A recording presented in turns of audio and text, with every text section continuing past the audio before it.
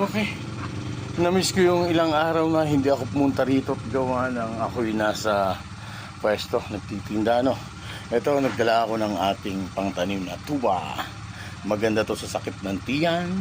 Sabi nga ni Ernie Baron, ito ay tuba-tuba. Pwede mong ilapat ito. Pag masakit ang tiyan mo, lagyan mo lang ng gas, ilagay mo rito. Hindi ko pa alam yung kung ano yung ibang gamot nito. Dito muna natin sa tabit. Ano nila kung saan tatanim. Yan. Okay.